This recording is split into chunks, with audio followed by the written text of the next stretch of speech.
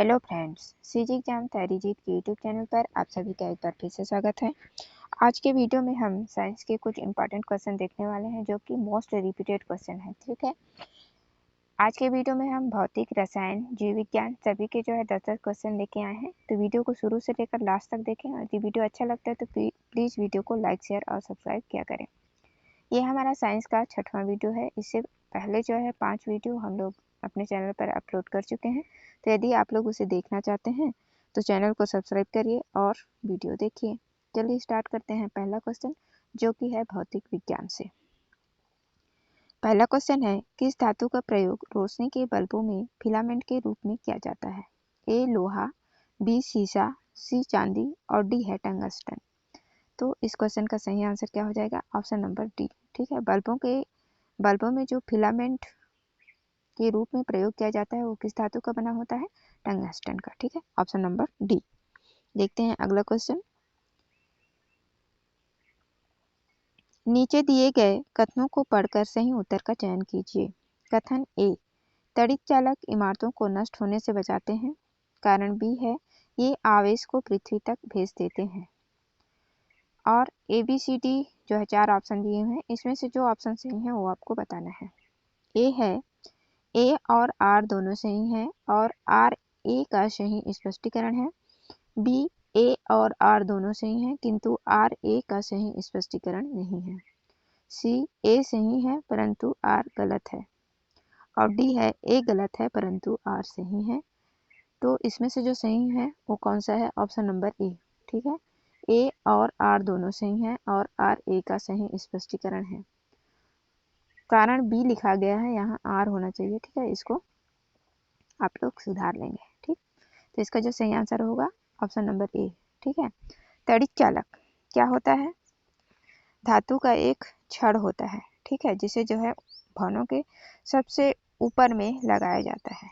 ठीक है, और इसको जो है किसी चालक तार आदि से जोड़कर उसको नीचे जमीन में गाड़ दिया जाता है। ये क्या होता है, जब आकाश से बिजली गिरती है ना, तो उससे प्राप्त आवेश को क्या करता है, सीधे जमीन में भेज देता है, पृथ्वी में।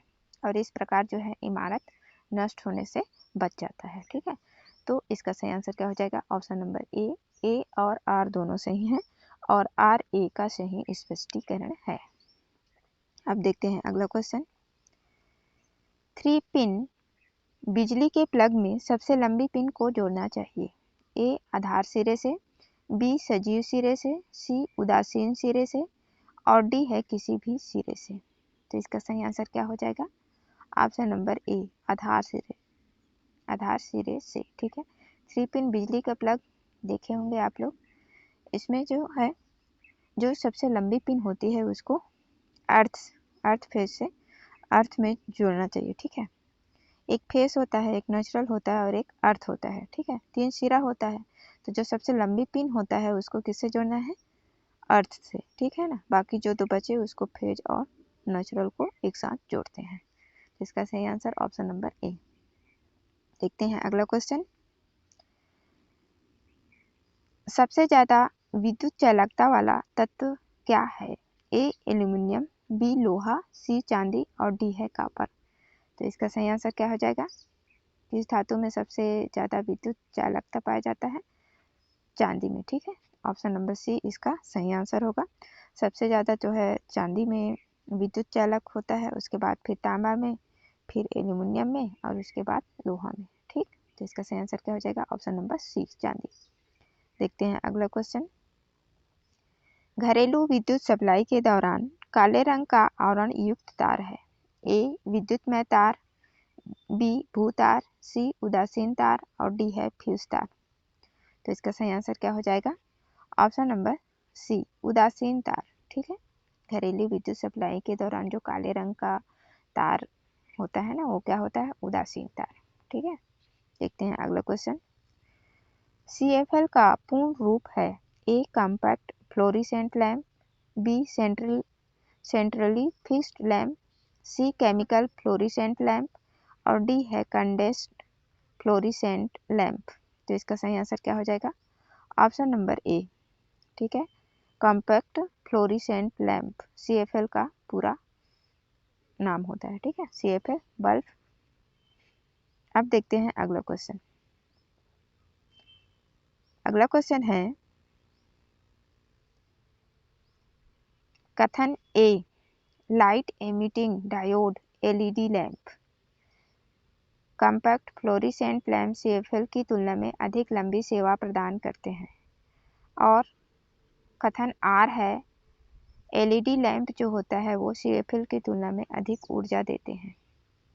अब नीचे जो है ABCD 4 कूट दिए गए हैं, उसमें से सही उत्तर का चयन करना है, ठीक है। तो ए है, कथन ए तथा कारण आर दोनों सही हैं तथा आर कथन ए का सही स्पष्टीकरण है।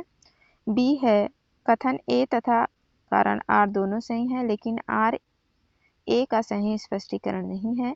और सी है, कथन ए सही है तथा कारण आर असत्य है। और डी है, कथन ए असत्य है तथा कारण आर सत्य है। तो इसका सही आंसर क्या हो जाएगा? ऑप्शन नंबर ए, ठीक है। कथन ए और आर दोनों सही हैं तथा कारण आर कथन ए का सही स्पष्टीकरण है, ठीक है। ऑप्शन नंबर ए। देखते हैं अगला क्वेश्चन। ट्यूबलाइट में कौन सी गैस भरी जाती है? ए neon, B sodium, C Mercury और डी है मरकरी और नियॉन। तो इसका सही आंसर क्या हो जाएगा? ऑप्शन नंबर डी, मरकरी और नियॉन दोनों गैसें जो है ट्यूबलाइट में भरी जाती हैं, ठीक है। देखते हैं अगला क्वेश्चन। एक तार में बहती हुई विद्युत धारा और विभवांतर प्रत्येक को 2 गुना बढ़ा दिया जाए तो विद्युत शक्ति क्या होगा? ए है, प्रभावित नहीं होगी, बी 4 गुना बढ़ जाएगी, सी 2 गुना बढ़ जाएगी, डी है घटकर आधी रह जाएगी। तो इसका सही आंसर क्या हो जाएगा? ऑप्शन नंबर बी, 4 गुना बढ़ जाएगी, ठीक है। अगर किसी तार में जो है विद्युत धारा प्रवाहित हो रही है और यदि उसके जो है बढ़ने की जो चलने की जो क्षमता है उसको अगर हम लोग 2 गुना बढ़ा देंगे तो जो विद्युत का जो शक्ति होगा वो 4 गुना बढ़ जाएगा, ठीक है। Option number B. देखते हैं अगला क्वेश्चन। ट्रांसफार्मर का उपयोग निम्नलिखित में से किस उद्देश्य से होता है? ए, प्रत्यावर्ती धारा को दिष्ट धारा में बदलने के लिए, बी, दिष्ट धारा को प्रत्यावर्ती धारा में बदलने के लिए, सी, प्रत्यावर्ती धारा विभव को ऊंचाई अथवा अपचाई करने के लिए, डी, दिष्ट धारा विभव को ऊंचाई करने के लिए। तो ट्रांसफार्मर का प्रयोग किस लिए किया जाता है? प्रत्यावर्ती धारा विभव को ऊंचाई अथवा अपचाई करने के लिए, ठीक है। जो बिजली उसमें प्रवाहित होती है उसको कम या ज़्यादा करने के लिए जो है ट्रांसफार्मर का उपयोग किया जाता है, ठीक है ना। वोल्टेज को हाई और कम करने के लिए, लो करने के लिए, ठीक। तो इसका सही आंसर क्या हो जाएगा? Option number C. देखते हैं अगला क्वेश्चन जो कि है रसायन विज्ञान का। किस द्रव के एकत्रित होने पर मांसपेशियां थकान का अनुभव करने लगती हैं? A, lactic acid, B, pyruvic acid, C, benzoic acid और डी है यूरिक एसिड। तो इसका सही आंसर क्या हो जाएगा? Option number A, lactic acid, ठीक है। मांसपेशियों में थकान का अनुभव करने का मेन कारण क्या होता है? जब कभी हम काम करते करते हमको थकान लगता है ना, तो क्या होता है? मांसपेशियों में लैक्टिक एसिड जमा हो जाना इसका मेन कारण होता है, ठीक है। ऑप्शन नंबर ए इसका सही आंसर होगा। देखते हैं अगला क्वेश्चन। नींबू में कौन सा अम्ल होता है? ए, एसिटिक अम्ल, बी, एस्कॉर्बिक अम्ल, सी, साइट्रिक अम्ल और डी है नाइट्रिक अम्ल। तो इसका सही आंसर क्या हो जाएगा? नींबू में जो है कौन सा अम्ल होता है? साइट्रिक, ठीक है। ऑप्शन नंबर सी, साइट्रिक अम्ल। जितने भी खट्टे फल होते हैं उनमें प्रायः जो है साइट्रिक अम्ल होता है। देखते हैं अगला क्वेश्चन। निम्नलिखित में से कौन सा सही सुमेलित नहीं है? जो सही सुमेलित नहीं है उसको बताना है, ठीक है। ए, एस्कॉर्बिक अम्ल नींबू, बी, माल्टोज माल्ट, सी, फार्मिक अम्ल लाल चींटी और डी है एसिटिक अम्ल दही। तो जो सही नहीं है उसको बताना है। तो इसका सही आंसर क्या हो जाएगा? ऑप्शन नंबर डी, एसिटिक अम्ल दही। एसिटिक अम्ल दही में नहीं होता है बल्कि कौन सा अम्ल होता है? लैक्टिक अम्ल, ठीक है। तो इसका सही आंसर क्या हो जाएगा? Option number D. देखते हैं अगला क्वेश्चन। सूची 1 को सूची 2 से सुमेलित कीजिए और सही उत्तर का चयन कीजिए। सूची 1 को सूची 2 से मिलान करना है। सूची 1 में जो है खाने पीने का चीज़ों का नाम दिया है, दूसरे साइड जो है अम्ल का नाम दिया हुआ है। तो जिस चीज़ में जो अम्ल मिलता है उसको सुमेलित करना है। ए अचार, अचार में कौन सा अम्ल होता है भाई?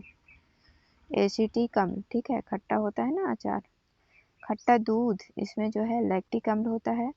और सेब में मैलिक अम्ल होता है, ठीक। और सोडा वाटर में कार्बनिक अम्ल। तो ये इस तरह से मिलान होगा इन लोगों का। अचार में एसिटिक अम्ल, खट्टा दूध, लैक्टिक अम्ल, सेब मैलिक अम्ल और सोडा वाटर में जो है कार्बनिक अम्ल उपस्थित होता है। अब देखते हैं अगला क्वेश्चन। निम्नलिखित में से कौन सा कार्बनिक अम्ल अंगूर, इमली तथा केला में प्रचुर मात्रा में पाया जाता है? ए एसिटिक अम्ल, बी सिट्रिक अम्ल, सी लैक्टिक अम्ल और डी है टार्टेरिक अम्ल। तो इसका सही आंसर क्या हो जाएगा? Option number D. इन सभी फलों में जो है टार्टेरिक अम्ल प्रचुर मात्रा में मिलता है। देखते हैं अगला क्वेश्चन। फोटोग्राफी में कौन सा अम्ल प्रयोग किया जाता है? ए फार्मिक अम्ल, बी ऑक्जेलिक अम्ल, सी सैटरिक अम्ल और डी है एसिटिक अम्ल। तो फोटोग्राफी में किस अम्ल का प्रयोग किया जाता है? ऑप्शन नंबर बी, ऑक्जेलिक अम्ल, ठीक है, ऑप्शन नंबर बी। देखते हैं अगला क्वेश्चन।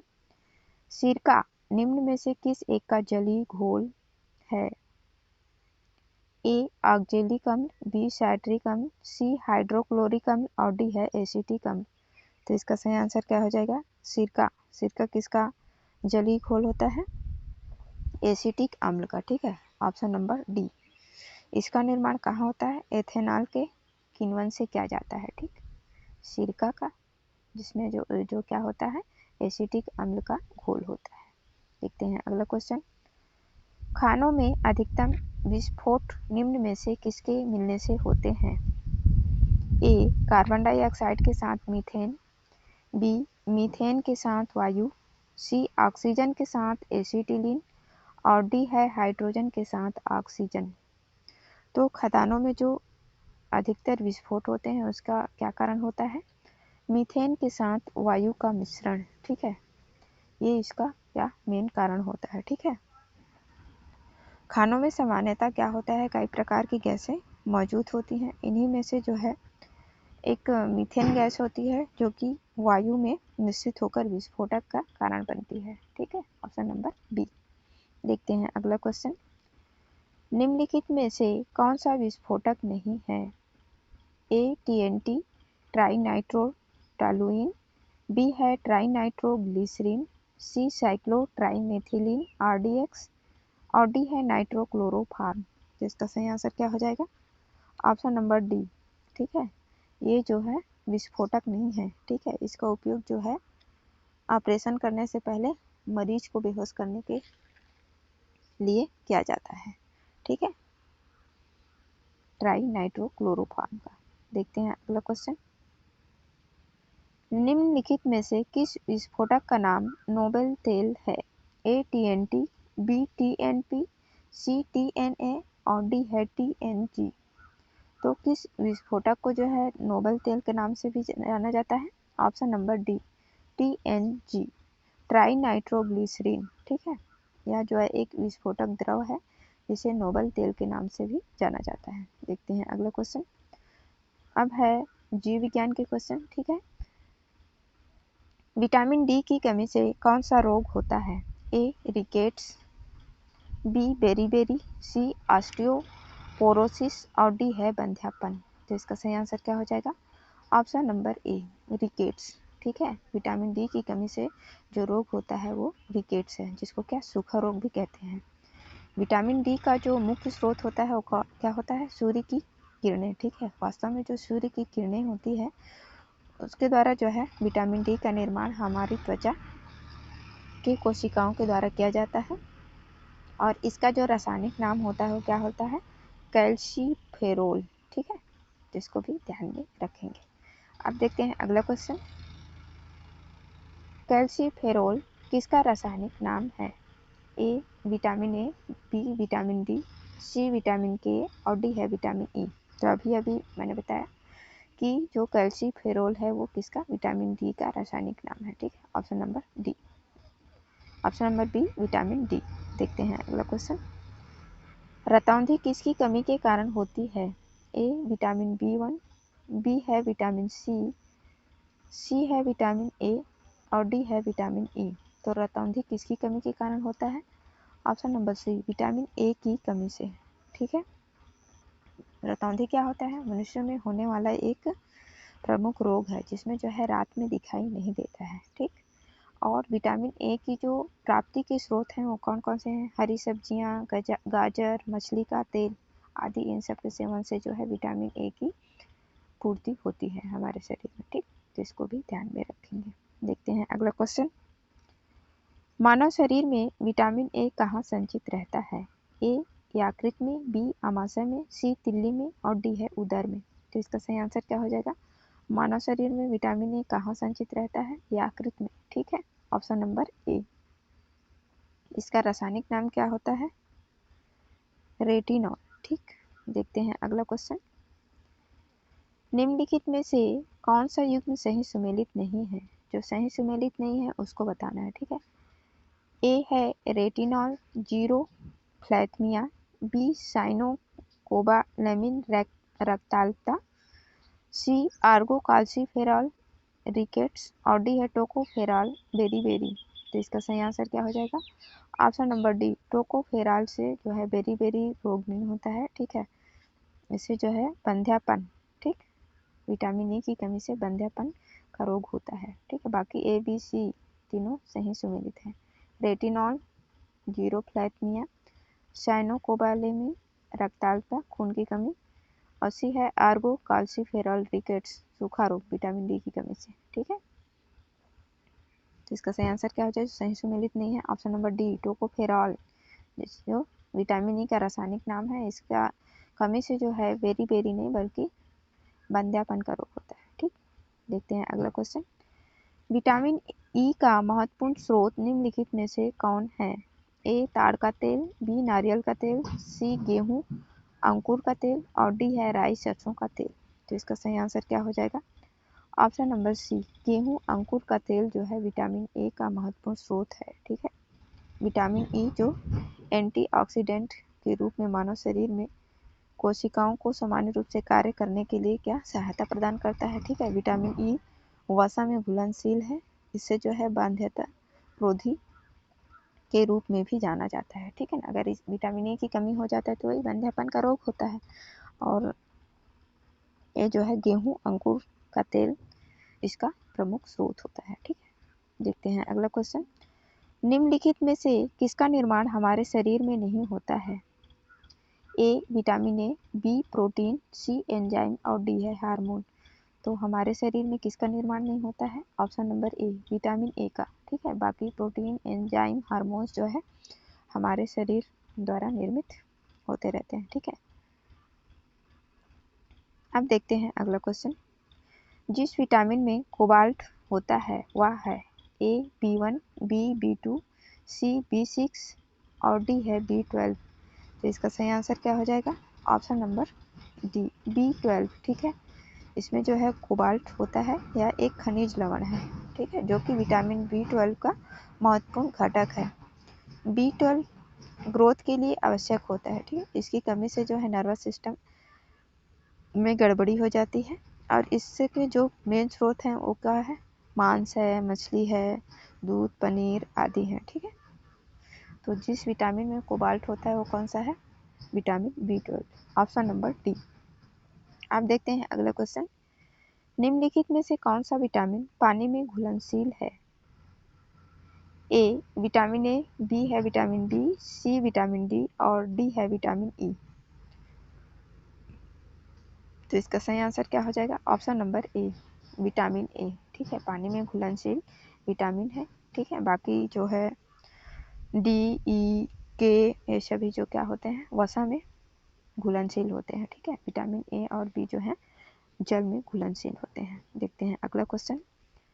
निम्नलिखित विटामिनों में से कौन सा किसी सपने को ज़्यादा समय तक याद रखने में सहायक होता है? A vitamin A, B vitamin D, C vitamin B6 और डी है विटामिन सी। तो इसका सही आंसर क्या हो जाएगा? Option number C vitamin B6। ठीक है, एक अध्ययन से पता चला है कि विटामिन B6 का नियमित सेवन से देखे गए सपनों को याद रखने में मददगार साबित होता है। ठीक है, तो इसका सही आंसर क्या हो जाएगा? Option number C, vitamin B6। तो ये थे आज के 30 क्वेश्चन साइंस के। ठीक है, इसमें जो है 10-10 क्वेश्चन भौतिक, रसायन और जीव विज्ञान के थे। आशा करती हूँ आप लोगों को वीडियो अच्छा लगा होगा। वीडियो देखने के लिए आप सभी का बहुत बहुत धन्यवाद।